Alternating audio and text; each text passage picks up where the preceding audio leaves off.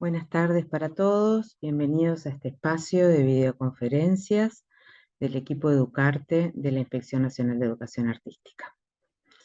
En esta ocasión traemos una videoconferencia para los profesores de artes visuales que denomine el espacio en juego, una mirada reflexiva hacia prácticas de juego y sus posibilidades plásticas.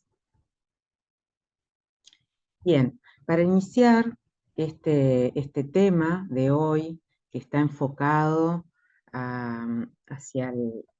justamente hacia la espacialidad en las artes visuales, voy a partir de una experiencia de aula, de un relato de una experiencia de aula eh, que tomé de mi práctica como maestra en una escuela común con mi grupo de niños de 5 años.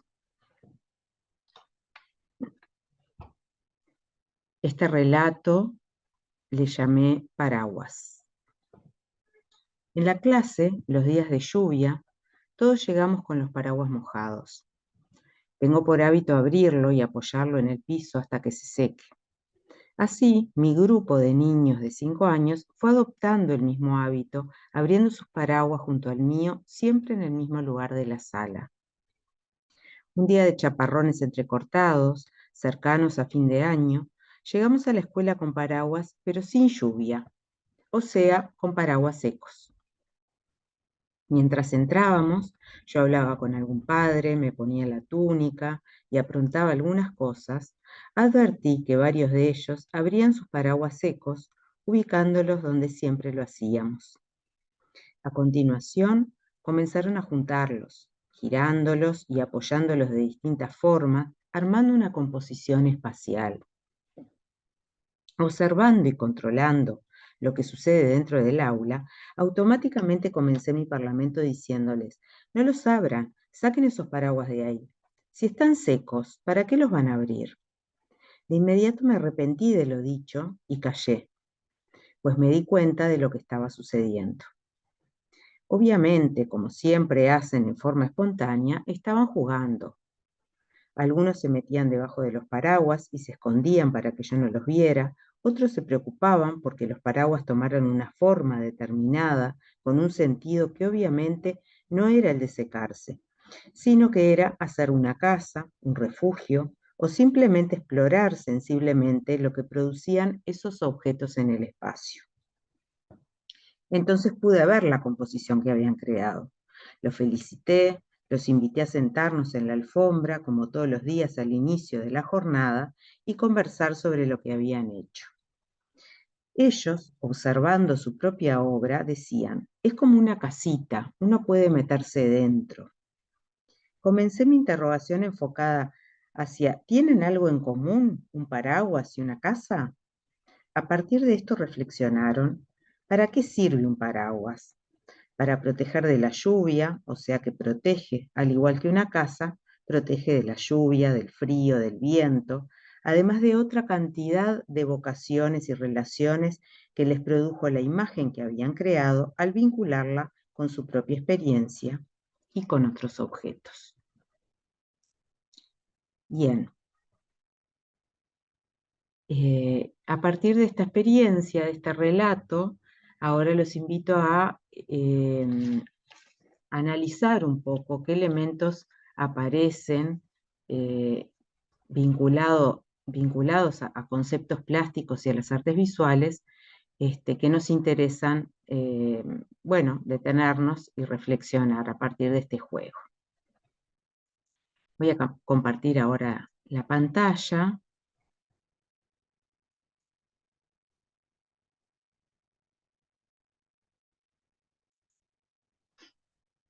Bien,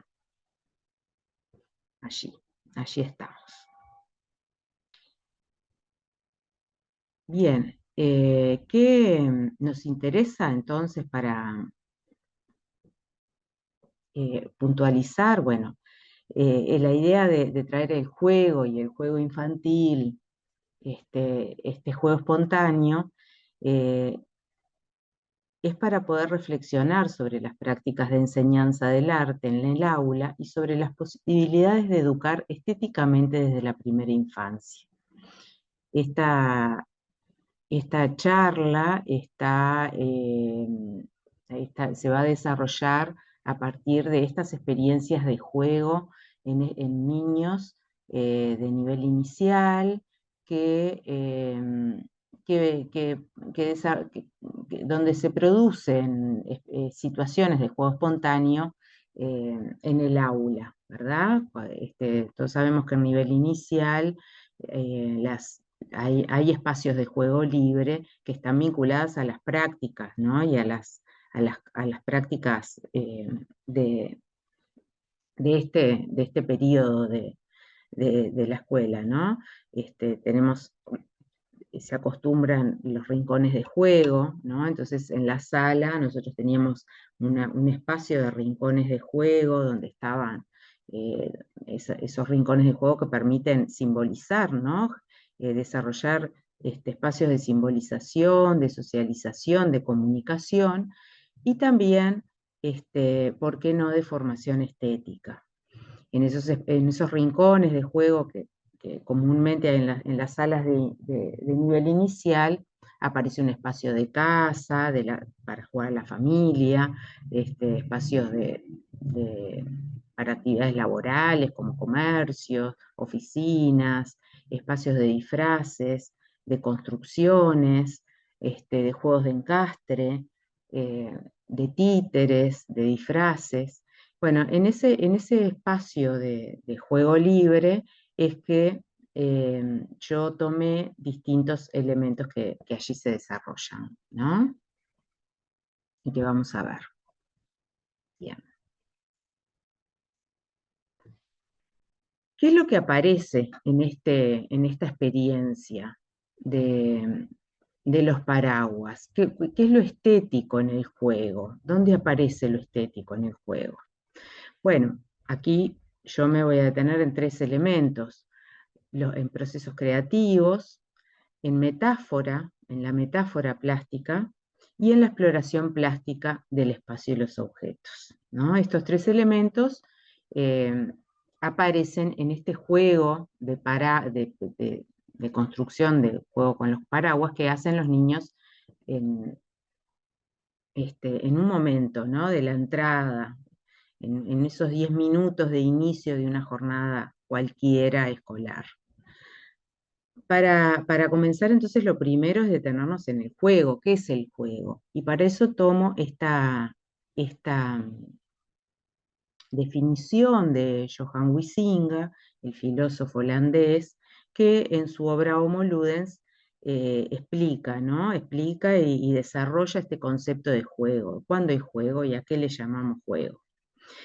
Él dice: el juego es una acción u ocupación libre que se desarrolla dentro de unos límites temporales y espaciales determinados, según reglas absolutamente obligatorias, aunque libremente aceptadas, acción que tiene su fin en sí misma y va acompañada de un sentimiento de tensión y alegría y de la conciencia de ser de otro modo que en la vida corriente.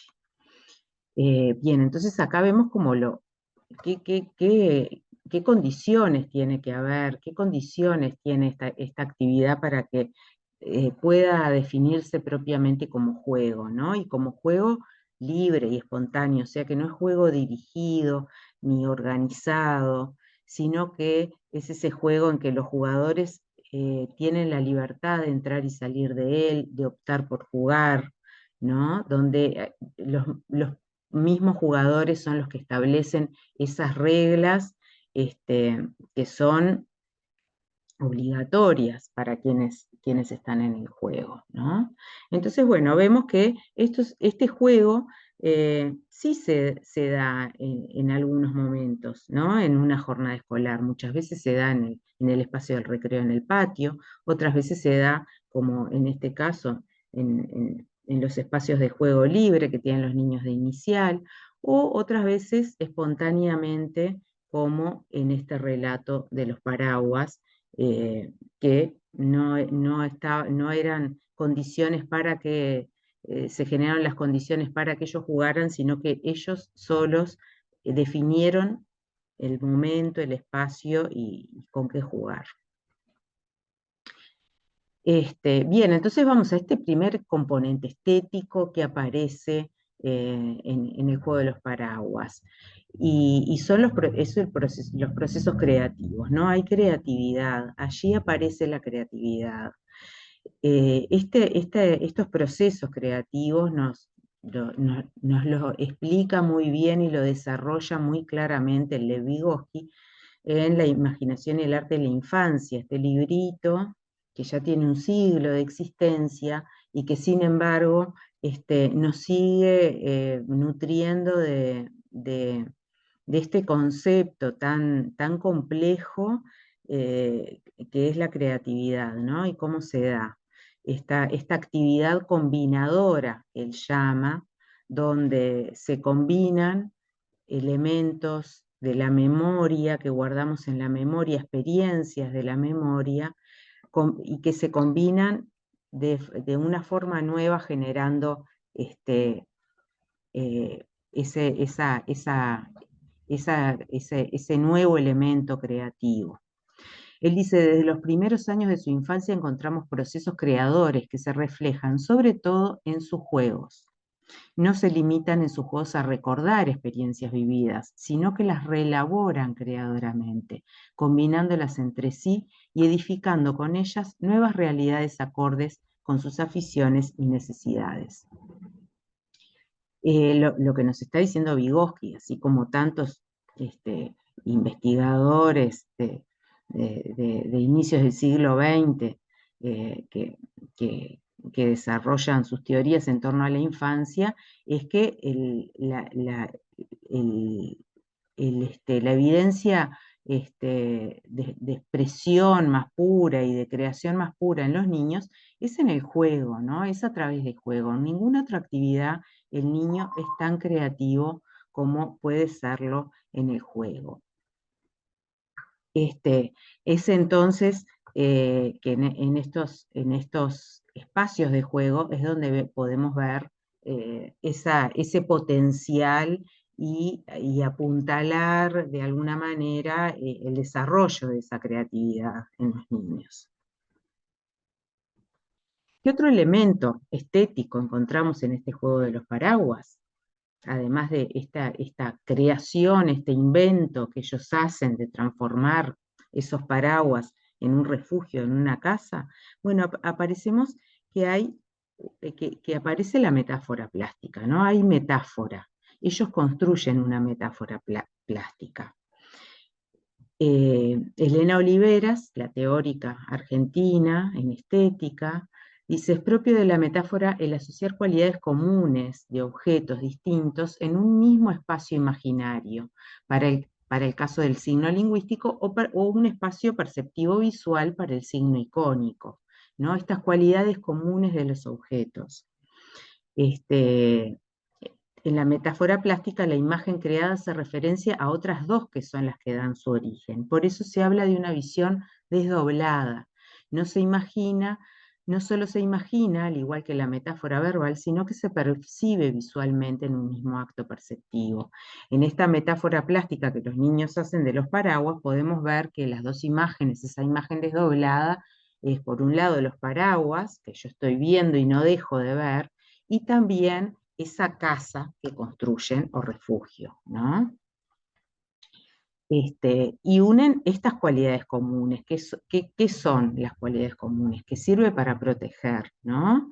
Ellos, en el caso de los paraguas, transportan el significado sirve para proteger del objeto paraguas al objeto casa.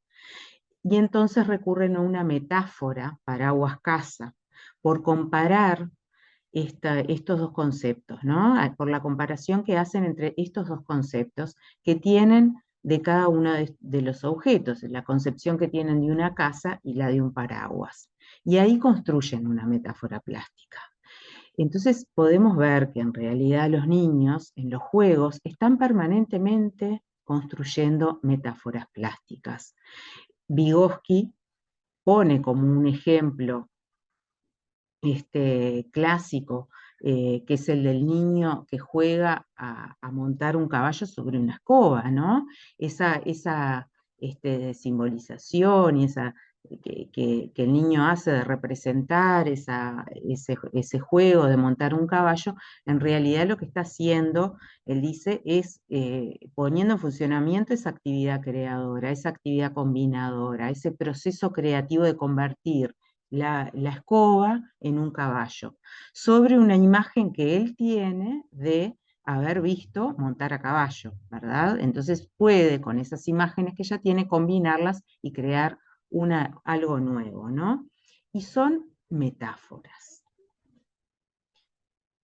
¿Cuál era el tercer elemento estético que encontrábamos? Bueno, que hay una exploración plástica del espacio y de los objetos en este juego que ellos hacen con paraguas.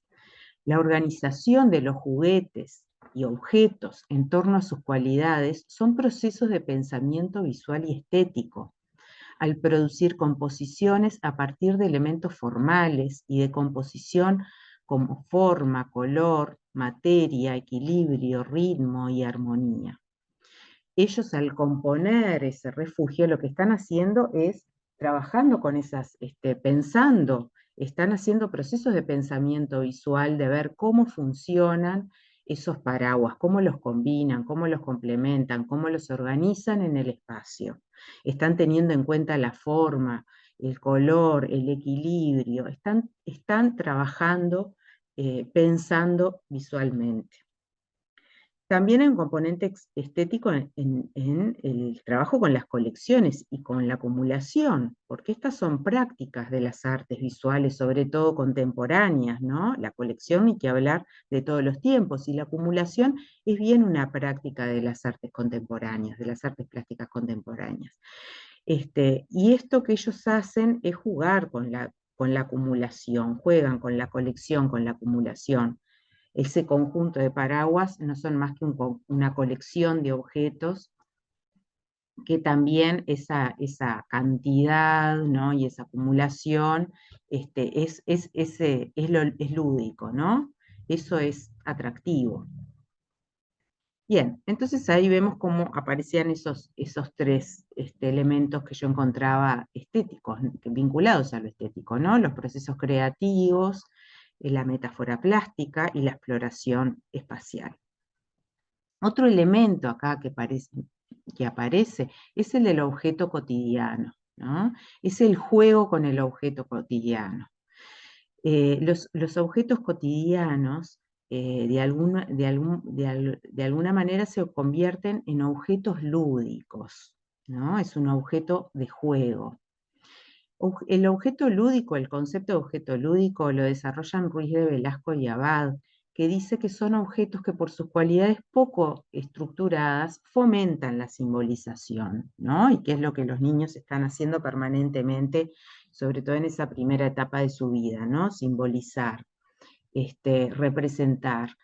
Entonces, estos objetos cotidianos de alguna manera permiten convertirse en otra cosa, ¿no? No son juguetes pensados racionalmente para desarrollar determinados procesos cognitivos vinculados al pensamiento lógico o, o al desarrollo del lenguaje. No son objetos construidos didácticamente, sino que no son estructurados, ¿no? Entonces el objeto cotidiano de alguna manera se convierte en un objeto lúdico y permite ese valor simbólico y desestructurado como juguete, ¿no? Puede adquirir diferentes funciones y transformarse en lo que cada niño desee, ¿no? Por eso ese paraguas deja de ser paraguas y pasa a ser parte de una casa. Bien, vamos a ver ahora entonces aspectos disciplinares en el juego, ¿no? A partir de una serie de imágenes que yo ahora les voy a mostrar, vamos a ver cómo encontramos aspectos disciplinares, o sea, elementos de composición en la organización del espacio y de los objetos, como ritmo y equilibrio, elementos plásticos en la organización del espacio y de los objetos, como forma, línea, color, materia.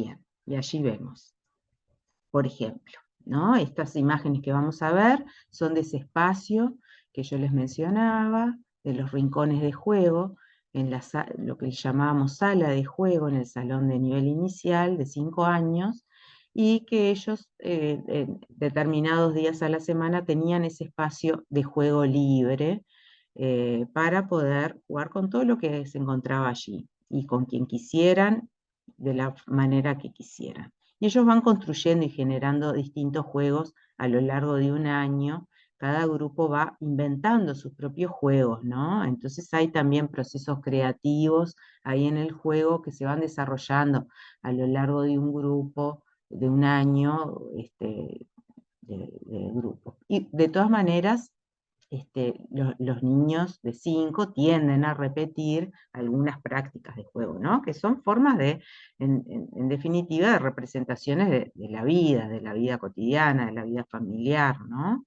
De su entorno. Bien, vemos como en este juego del supermercado, que ellos siguen explorando en sus espacios de juego libre, siguen motivados a reconstruir ese supermercado. Bueno, inventan esta forma de cómo organizar el espacio con esa disposición de los bloques a modo de góndolas y hacen una composición espacial donde el plano es el suelo del salón y generan esas tan paralelas formas de la góndola con esos bloques, esas líneas paralelas, donde organizan este, esas colecciones de objetos, ¿no? Los productos, que en definitiva son colecciones de objetos, ¿no? Una clasificación de objetos, porque a veces son productos y a veces son otros objetos que no son productos, pero que cobran, ¿no? El sentido de producto. Y allí organizan ese espacio teniendo en cuenta tantos elementos visuales, ¿no? Bien, acá vemos otro ejemplo de juego con comercios también, ¿no? Y una disposición bien distinta. Otro grupo, otro año, genera esta disposición que son como de espacios individuales, como el comercio individual, donde construyen con los mismos materiales, los mismos bloques, construyen esas paredes altas.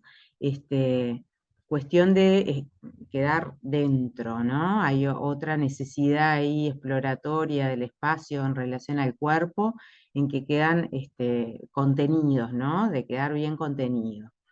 Y vemos, además bien interesante, por ejemplo, este comercio que organiza esta niña, Justina, ¿no?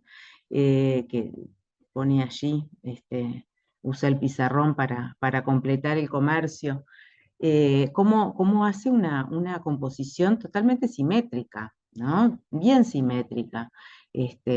Hace estos dos lados iguales, ¿no? Dejando estos espacios más abajo, abiertos, y busca estas dos bandejas donde coloca lo que serían los productos, que son dos objetos que nada tienen que ver, ¿no? Esto es una tapa de una máquina de escribir, esto es una parte de una cocina, pero sin embargo busca esas formas similares que funcionen como bandeja para contener toda esa cantidad de objetos que no son más que bloques lógicos, pero que funcionan como los productos allí. Entonces podemos ver también como acá hay una intencionalidad compositiva, ¿no? Hay un pensar en cómo generar ese local, ese espacio cerrado, y cómo disponer los productos. En este ejemplo vemos la organización de la vivienda familiar, ¿no? En el juego de las familias y de las casas, y en la organización de la vivienda familiar, que también es un tema que se trabaja a nivel inicial, la familia, la organización de la vivienda, la organización de roles, y ellos también, es un tema que siempre toman para seguir jugando en sus espacios de juego libre, ¿no? Enriqueciendo, sin duda, el tema y el juego.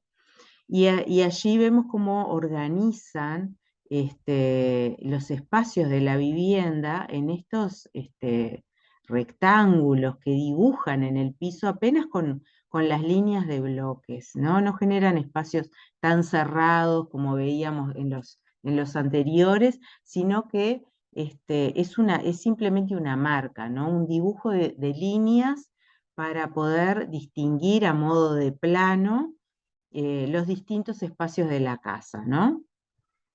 Y allí hay transformación de los objetos, ¿no? Porque todo objeto que encuentran les sirve para hacer de sillón, de cama, bueno, hay transformación también en el sentido de esto de los objetos lúdicos que veíamos, cómo se vuelven, cómo se transforman, ¿no? Y cobran otras funciones. Esto es una-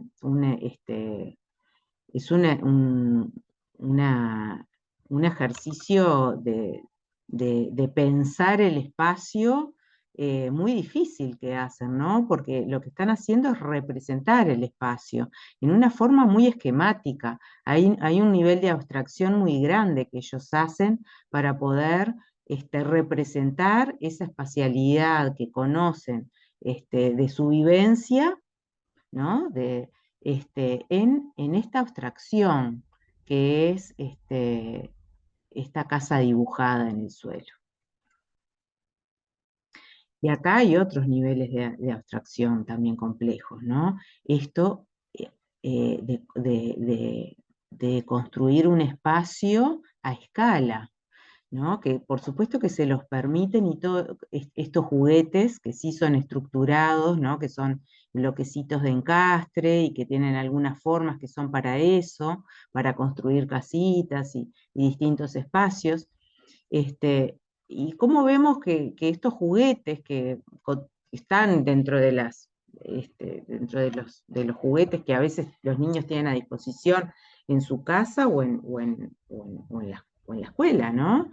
De alguna manera lo que están haciendo es permitirles hacer ese trabajo de manejo del espacio, de abstracción y de escala, ¿no? Acá hay un trabajo de escala muy importante. Cuando a veces le proponemos el trabajar la maqueta o enseñar la escala a través de las maquetas, a veces nos olvidamos que ellos ya conocen, tienen una aproximación a ese concepto muy importante, que lo han hecho a lo largo de su primera infancia con estos juegos, ¿no? Con estos juegos de construir esta espacialidad, que esta niña además no le alcanza solo el juguete, ¿no? Usa la caja también, esa caja de zapatos, la usa esas formas para completar y enriquecer ese juguete estructurado que no es suficiente, ¿no? Entonces la tapa le sirve para enmarcar un espacio, la caja le sirve para hacer un segundo nivel, o sea, siempre hay componentes creativos que son invención de los propios niños, ¿no? Y que no se acotan a lo que el juego les sugiera.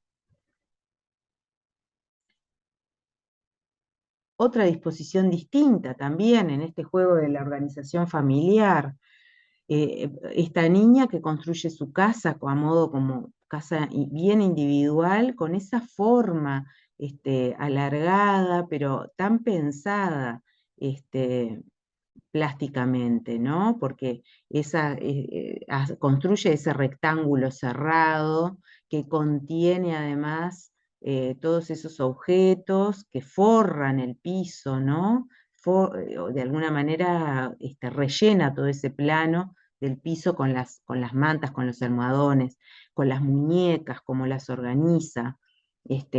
Hay una intención de organización espacial muy clara, ¿no?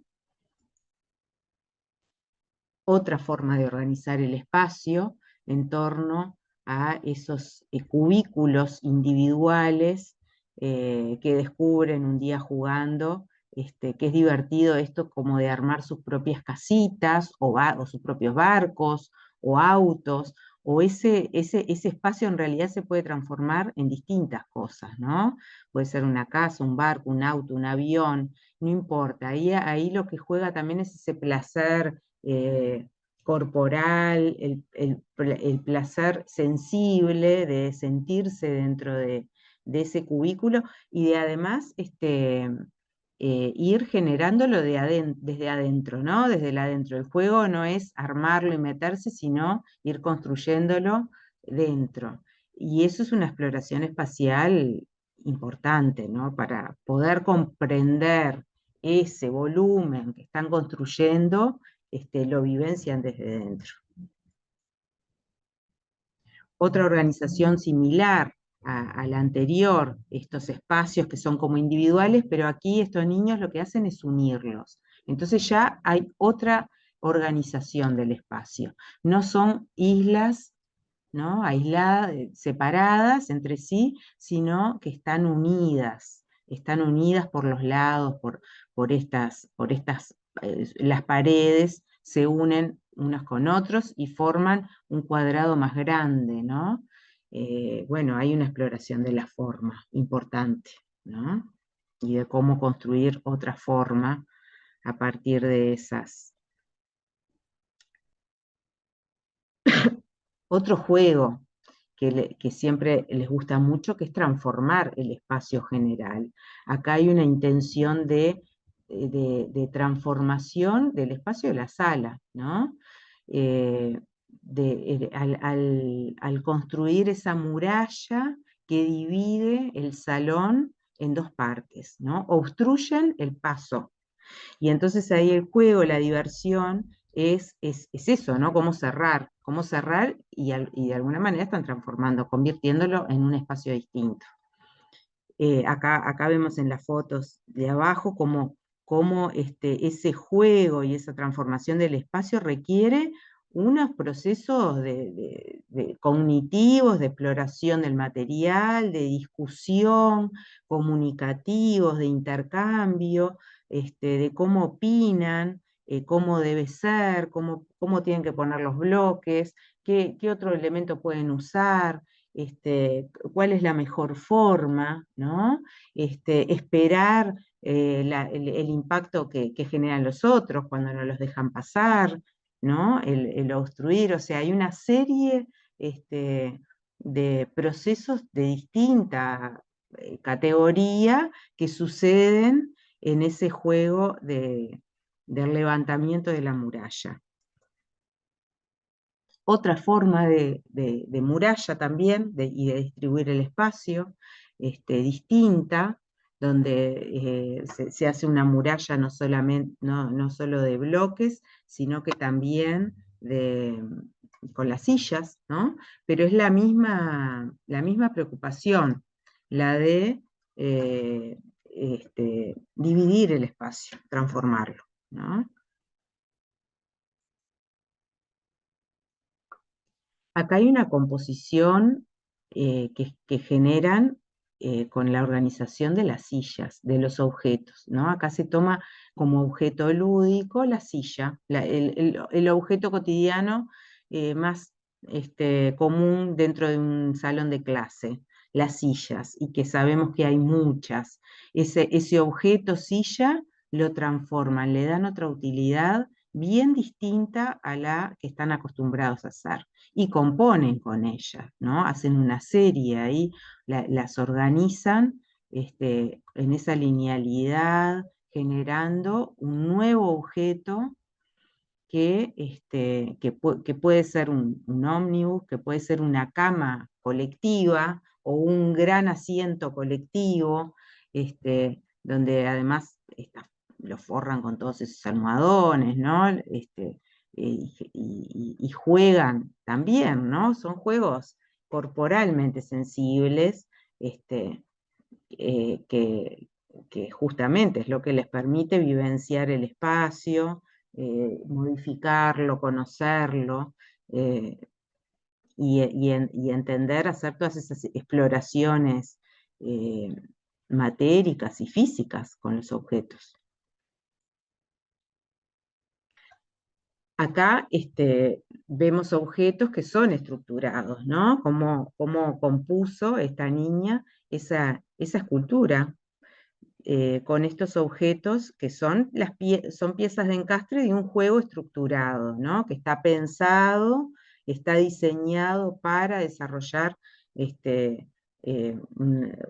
determinados aspectos cognitivos en torno a la forma, al color, al tamaño, y que posibilita esa construcción de encastre y de volumen, ¿no? Son objetos pensados para trabajar con el volumen, jugar con el volumen, desarrollar formas.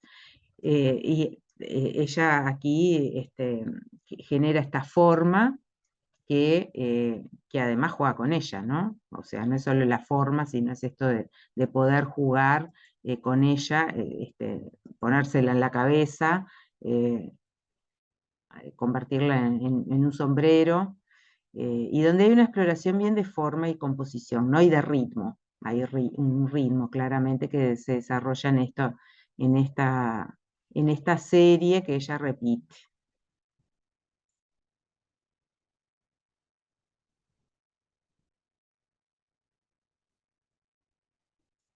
En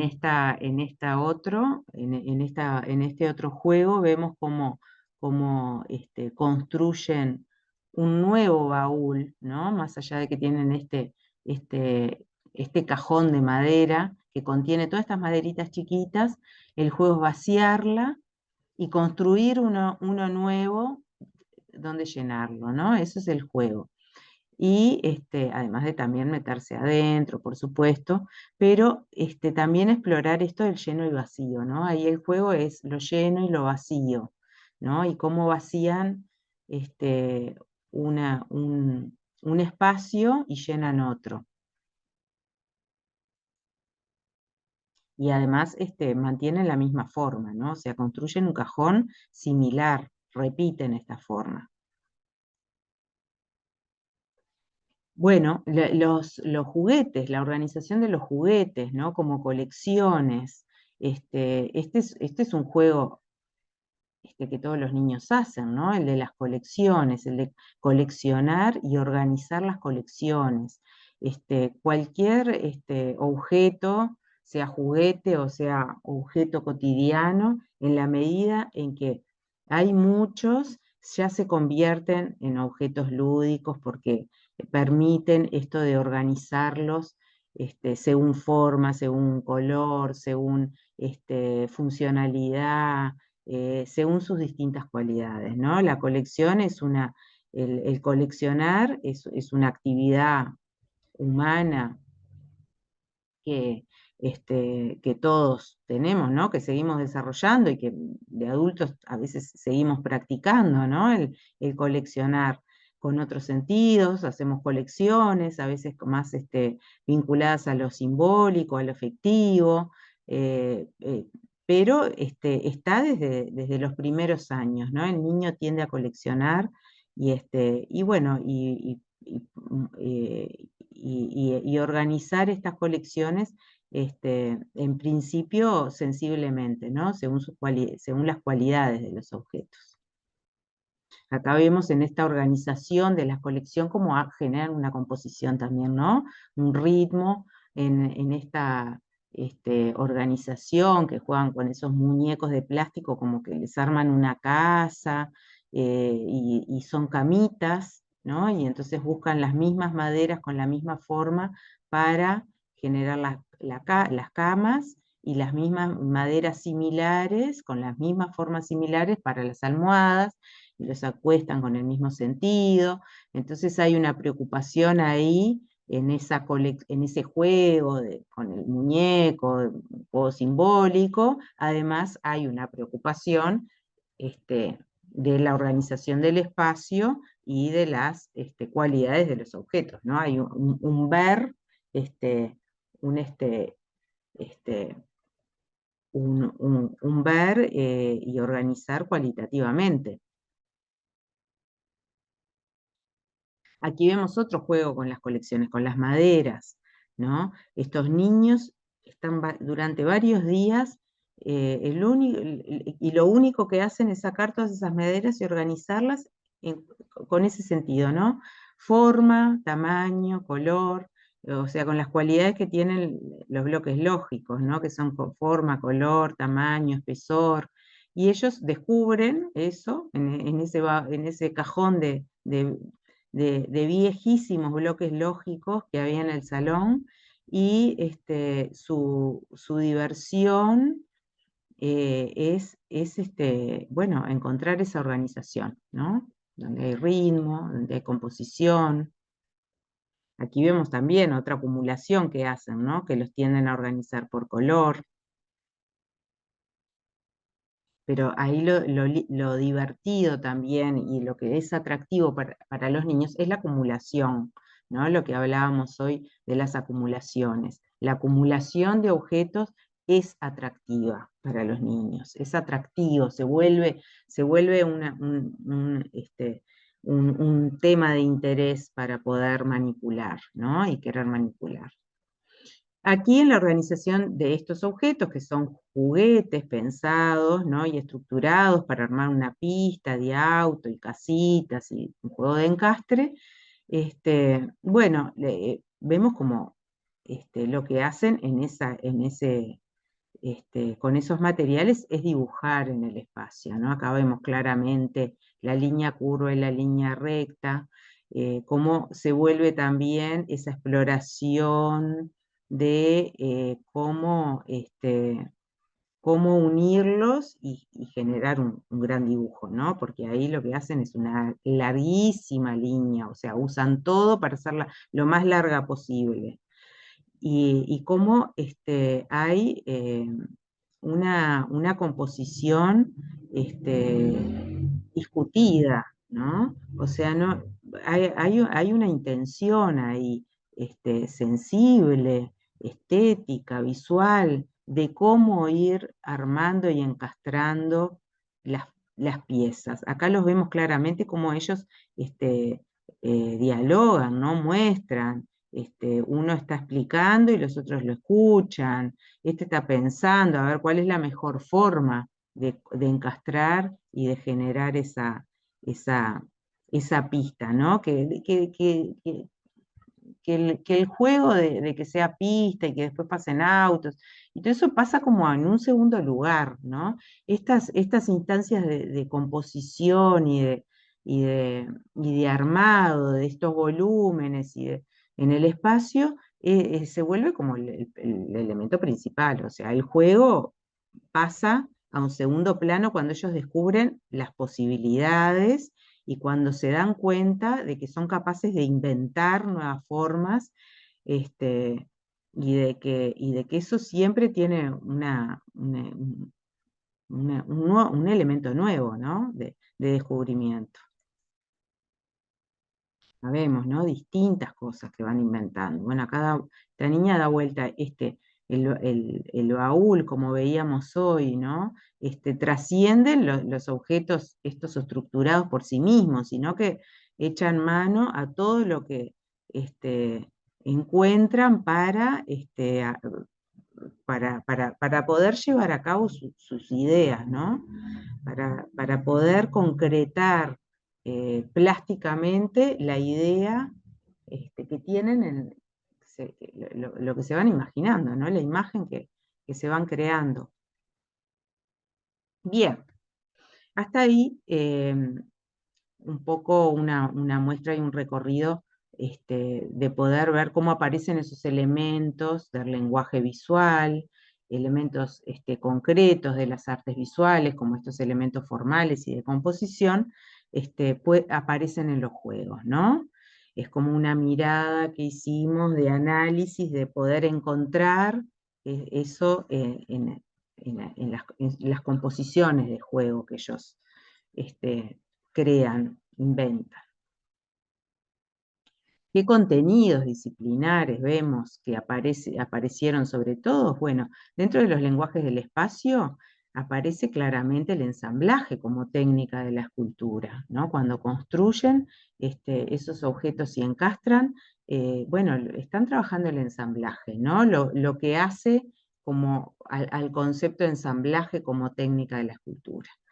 La instalación y la intervención también, al modificar el espacio permanentemente, cuando vemos esas murallas, cuando transforman esa sala de juegos que tiene unos rincones estructurados y de alguna manera los desarman y vuelven a construir nuevos espacios, ¿no? Y bueno, y elementos plásticos como vemos que manipulan, ¿no? Y que tienen en cuenta en esa organización del espacio, en esas composiciones y en esos ensamblajes, ¿no? Línea, color, materia, luz.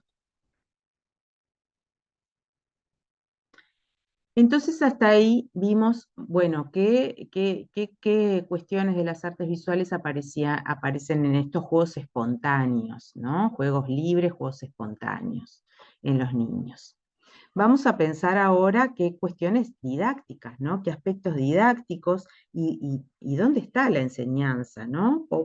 ¿Cuál es nuestro lugar como docentes de artes visuales frente a esto que podemos observar que sucede en momentos de juego libre, en situaciones de escuela? Bueno, aquí vemos claramente que en estos espacios de juego libre hay mediación docente, ¿no? Hay una mediación docente. No hay enseñanza, pero sí hay mediación. ¿Por qué? Porque de alguna manera yo dispongo de esos espacios, ¿no? Habilito espacios eh, para que se pueda producir el juego, ¿no? Si yo quiero generar estos espacios de juego libre, bueno, de alguna manera tengo que propiciar el espacio, ¿no? Que puede ser el espacio total de la sala con todos sus objetos inmobiliarios, mesas, sillas, estanterías, juguetes, el espacio de la mesa de trabajo, ¿no? Puedo también a veces generar, propiciar objetos diferentes, que pueden ser juguetes o no, y que sea el espacio de la mesa de trabajo, donde yo deje un tiempo y una dinámica generar una rutina de espacio de juego libre en la mesa de trabajo con distintos objetos, ¿no? Puede ser el patio u otros espacios abiertos de la escuela, ¿no? El patio, jardín, cuando en la hora del recreo o en otros momentos en que yo disponga de permitirles que desarrollen ese juego libre. O pasillos, otros espacios definidos del local escolar, ¿no? Que a veces hay otros espacios alternativos que algunas escuelas tienen, y bueno, pueden ser espacios de juego. También hay mediación docente en el encuadre, ¿no? Siempre que yo habilito un espacio para que ellos jueguen, igual debo encuadrar el juego, o sea, debo generar, establecer claramente cuál es ese espacio, cuál es el tiempo de juego, que ellos conozcan, ¿no? Ese espacio, ese espacio permitido para el juego, cuál es, y cuál es el tiempo, y los acuerdos, ¿no? Que están vinculados a esto, los acuerdos, están vinculados a los tiempos, a los espacios, están vinculados al orden, a las reglas, acuerdos de convivencia, y todo ese encuadre tiene que estar previo al juego, no puede suceder durante, sino que hay un encuadre que tiene que darse al inicio de ese tiempo de juego, y que por supuesto se irá revisando si yo genero esta dinámica, ¿no? Como yo tenía en la clase, bueno, 3 veces por semana, de tal a tal hora, ellos ya sabían y ya tenían claro de que después de la merienda, tales y tales días, tenían el tiempo, este espacio en la sala de juegos de juego libre. Entonces ellos ya incorporan esa rutina y bueno, y los acuerdos se van también a veces modificando, afinando, en la medida en que surgen elementos, ¿no? Durante el juego no hay enseñanza, no hay enseñanza de la disciplina, todo esto que vimos, que ellos proponen en el juego eh, espontáneamente, de todos estos elementos plásticos y visuales, en realidad no hay enseñanza de esto en el juego, ¿verdad? Durante el juego no hay enseñanza, porque si no, deja de ser juego, ¿no? Acordémonos de esta definición y de lo que dice Huizinga, ¿no? El juego es libre, espontáneo, eh, los acuerdos son internos, ¿no? De los jugadores, las reglas, o sea, las reglas que proponen, por ejemplo, cuando organizan a jugar a la familia o a los comercios, o sea, esas reglas que se ponen ellos, las tienen que poner ellos, no las puede poner el adulto, el docente. ¿Cómo entonces, dónde hay la enseñanza? Porque, qué de esto tomamos para que haya enseñanza, ¿no? Bien, justamente lo que yo les propongo es observar estos espacios de juego, observar el juego en los niños, ver las aproximaciones que ellos tienen hacia determinados conceptos plásticos para luego en espacios de enseñanza, sí introducir elementos que ellos ya conocen o que tienen aproximaciones, ¿no? O sea que no hay cosas que nosotros traemos para enseñar que tenemos que conocer las aproximaciones que ellos ya tienen a esos conceptos, por ejemplo, del ensamblaje, ¿no? Con todos esos juegos de encastre que ellos están acostumbrados a hacer, a ensamblar en distintas instancias de juego. Bueno, hay una aproximación al ensamblaje. No, yo no voy a partir de la nada cuando enseñe esta técnica de la escultura. Entonces, teniendo en cuenta esto, puedo proponer, por ejemplo, una consigna problematizadora para enseñar un concepto específico, como puede ser ensamblaje, un contenido del programa que tomo del programa escolar y que tengo que enseñar. ¿Cómo utilizar estas cajas para construir una escultura más alta que ancha? Por ejemplo, puede ser una consigna problematizadora, ¿no? Con cajas de embalaje, cajas de cartón, y que yo les presente para que, proponiéndoles este problema, ¿no? Que sea más alta que ancha. ¿Cómo construirla?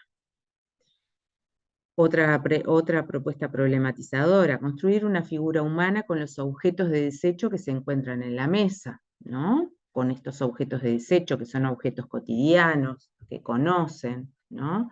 Y que ya conocen la materialidad, ¿no? El cartón, el plástico, cómo funcionan, bueno, cuál es el problema, que tengo que construir una figura humana, no puedo construir cualquier cosa, una figura humana. ¿De qué manera tengo en cuenta esas formas que tienen esos objetos que me permiten representar una figura humana?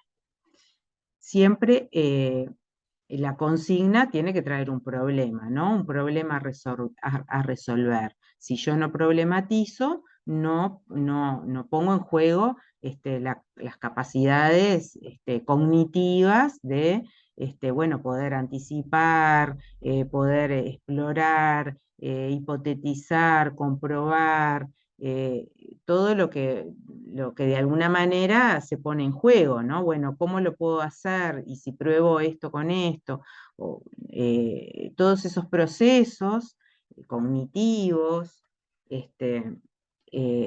se ponen en juego en la medida que yo les presento un problema a resolver. Acá otro contenido, intervenciones en el espacio. ¿Cómo podrían intervenir el pasillo con sillas para que quienes transitan por él deban recorrer un camino más largo? Bueno, también con los objetos cotidianos, estos que ya conocen, que ya han jugado, que ya saben cómo funcionan, bueno, las características, el peso, si las pueden apilar, si no las pueden apilar. Y la exploración del espacio, ¿no? Por ejemplo, el pasillo de la escuela. Con las hojas y ramas que hay debajo de los árboles, compongan una figura en un sitio del patio que se vea al salir del edificio, ¿no? Y aquí se ponen en juego dos cosas, ¿no? Primero, el uso de esos objetos cotidianos, como ser las sillas, en esta otra segunda consigna, son las ramas, las hojas, todo eso que siempre se encuentran en los patios de escuela que tienen árboles, ¿no? Y que ellos están acostumbrados a jugar en esos juegos espontáneos todo el tiempo, a la hora del recreo. Bueno, pero acá problematiza el mirar el patio de otra manera, ¿no? Desde un lugar que de repente nunca lo tuvieron en cuenta. Bueno, ¿desde dónde salgo del edificio? Y ya eso me pone en un lugar de pensar el espacio desde un lugar determinado y transformarlo. Acá vemos un ejemplo de una gran escultura colectiva que hicieron con estas cajas, con cajas de cartón, ¿no? Y cómo la pusieron, cómo se instaló ahí en ese pasillo de la escuela, con una intencionalidad, que la vieran, ¿no? Dónde la instalaron, de qué manera la pusieron para que los espectadores, los otros niños de la escuela, se acercaran y le encontraran un sentido. Entonces también le incorporaron unas flechitas para que miraran por allí, unos carteles que decían párese aquí, o mire desde aquí. Entonces ese juego de tener en cuenta al espectador, ¿no? Y esto es bien contemporáneo, ¿no? Es una práctica bien contemporánea. Bueno, jugar con el espectador, ponerlo en un lugar activo, en un espacio que es un espacio público, en definitiva, porque un pasillo no es el salón de clase, ¿no? El pasillo es un espacio donde ellos saben que hay otros niños que se van a encontrar con eso, ¿no? Entonces también toda esa acción genera una cantidad de enseñanzas que están vinculadas a las artes, ¿no?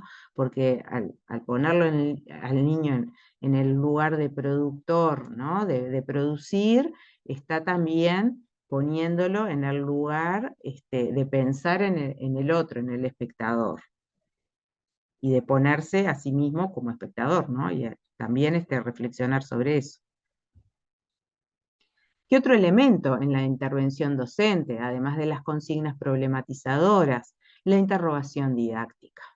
¿Sí? ¿Qué es la interrogación? Bueno, ¿cómo pregunto? La pregunta tiene que estar en toda actividad de enseñanza. La interrogación está orientada a la observación reflexiva y comprensiva de las formas y composiciones que los niños crean, propiciando la explicación de sus producciones, ¿no? Cuando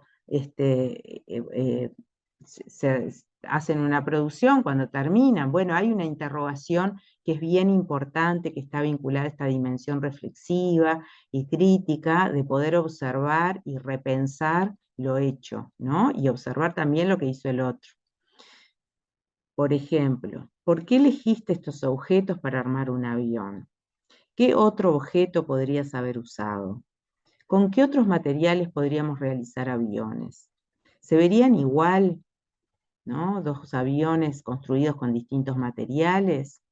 Bueno, son preguntas que yo tengo que pensarlas previamente, ¿no? Que no son preguntas que surgen espontáneamente de mi docente en la actividad de enseñanza, sino que yo tengo que preverlas.